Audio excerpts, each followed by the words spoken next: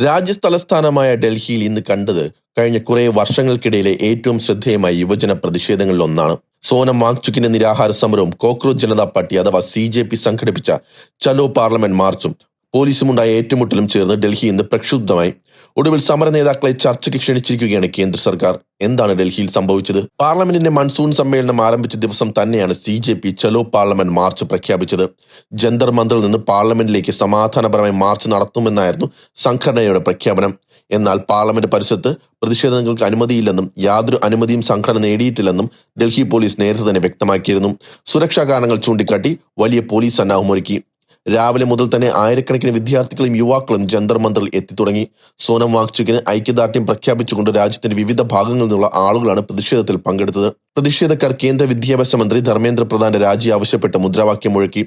പരീക്ഷാ ചോദ്യപേപ്പർ ചോർച്ച, യുവാക്കളുടെ ഭാവി, തൊഴിലില്ലായ്മ, വിദ്യാഭ്യാസ രംഗത്തെ ക്രമക്കേടുകൾ എന്നിവയാണ് പ്രധാന വിഷയങ്ങൾ. ഈ പ്രതിഷേധം ഇപ്പോൾ വെറുമൊരു പരീക്ഷ വിവാദത്തെ മാത്രമല്ല, യുവാക്കളുടെ വ്യാപകമായ അസംതൃപ്തിയെയും പ്രതിനിധീകരിക്കുന്നുവെന്നാണ് സമര നേതാക്കളുടെ വാദം. പ്രതിഷേധക്കാർ പാർലമെന്റിലേക്ക് നീങ്ങാൻ ശ്രമിച്ചതോടെ പോലീസ് തടഞ്ഞു. നിരവധി സ്ഥലങ്ങളിൽ ബാരിക്കേഡുകൾ സ്ഥാപിച്ചു.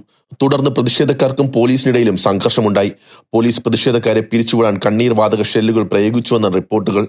ചിലയിടങ്ങളിൽ ലാത്തിചാർജും നടന്നതായി റിപ്പോർട്ടുകൾ പറയുന്നു. അതേസമയം പോലീസ് അമിതബലം പ്രയോഗിച്ചെന്ന ആരോപണം പ്രതിഷേധക്കാർ ഉന്നയിക്കുമ്പോൾ നിയമവിരുദ്ധമായ പ്രതിഷേധം തടയാൻ ആവശ്യമായ നടപടികളാണ് സ്വീകരിച്ചതെന്നാണ് പോലീസ് വിശദീകരണം. ഈ സമരത്തിന് രാജ്യവ്യാപക ശ്രദ്ധ ലഭിക്കാൻ പ്രധാന കാരണം പരിസ്ഥിതി പ്രവർത്തകനും വിദ്യാഭ്യാസ പ്രവർത്തകനുമായ സോനം വാങ്ചുക്കാണ്. പരീക്ഷാ ക്രമക്കേടുകളിൽ ഉത്തരവാദിത്തം ഏറ്റെടുത്ത് വിദ്യാഭ്യാസ മന്ത്രി രാജിവെക്കണമെന്നും വിദ്യാഭ്യാസ സംവിധാനത്തിൽ പരിഷ്കാരങ്ങൾ കൊണ്ടുവരണമെന്നും ആവശ്യപ്പെട്ടാണ് അദ്ദേഹം 21ാം ദിവസം നിരാഹാര സമരം നടത്തിയത്. ആരോഗ്യനില വഷളായതിനെ തുടർന്ന് അദ്ദേഹത്തെ ആശുപത്രിയിലേക്ക് മാറ്റിയിരുന്നു. എന്നാൽ ആശുപത്രിയിലായിട്ടും സമരത്തിന് പിന്തുണ അറിയിച്ച വാങ്ചുക് പ്രക്ഷോഭം സമാധാനപരമായി തുടരണമെന്ന സന്ദേശമാണ് പ്രവർത്തകർക്ക് നൽകിയത്. സമരത്തിന്റെ മറ്റൊരു നിർണായക വഴിത്തിരിവാണ് കേന്ദ്ര സർക്കാർ ചർച്ചയ്ക്ക് തയ്യാറായത്. കേന്ദ്ര ആരോഗ്യമന്ത്രി JP നദ്ദയുമായി CJPയുടെ പ്രതിനിധികൾ കൂടിക്കാഴ്ച നടത്തുമെന്ന് സംഘടനയുടെ വക്താക്കൾ അറിയിച്ചു.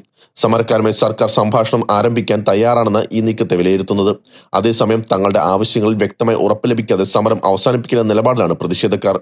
ഇതിനിടെ CJP സ്ഥാപകനായ അഭിജിത് ദീപ്കെ സോനം വാങ്ചുക്കിന്റെ അഭ്യർത്ഥന മാനിച്ച് തന്റെ നിരാഹാര സമരം അവസാനിപ്പിച്ചതായും അറിയിച്ചു. വ്യക്തിപരമായ ആരോഗ്യത്തെക്കാൾ പ്രക്ഷോഭത്തിന്റെ തുടർച്ചയ്ക്കാണ് ഇപ്പോൾ മുൻഗണന നൽകേണ്ടതെന്ന് വാങ്ചുക് അഭ്യർത്ഥിച്ചതിനെ തുടർന്നാണ് ഈ തീരുമാനം. അതേസമയം ഡൽഹിയിൽ പ്രതിഷേധത്തിന് പുറമെ രാജ്യത്തിന്റെ വിവിധ നഗരങ്ങളിലും ഐക്യദാർഢ്യ പ്രതിഷേധങ്ങൾ അരങ്ങേറി.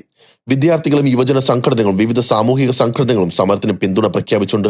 ഈ പ്രക്ഷോഭം പരീക്ഷാ ചോദ്യപേപ്പർ ചോർച്ചയെക്കുറിച്ചുള്ള പ്രതിഷേധം മാത്രമല്ല, തൊഴിലില്ലായ്മ, വിദ്യാഭ്യാസ സംവിധാനത്തിലെ വിശ്വാസ പ്രതിസന്ധി, യുവാക്കളുടെ ഭാവിയെക്കുറിച്ചുള്ള ആശങ്ക എന്നിവയുടെ പ്രതിഫലനമാണെന്ന് പലരും വിലയിരുത്തുന്നു. അതിനാൽ ഡൽഹിയിൽ നിന്ന് നടന്ന സംഭവങ്ങൾ വെറും ഒരു പ്രതിഷേധമെന്ന നിലയിൽ മാത്രം കാണാൻ കഴിയില്ല. ഒരു വശത്ത് പ്രതിഷേധക്കാരെ തടയാൻ പോലീസ് നടപടികൾ ശക്തമാക്കുമ്പോൾ മറുവശത്ത് സർക്കാർ ചർച്ചയ്ക്ക് തയ്യാറാകുന്നതും ശ്രദ്ധേയമാണ്.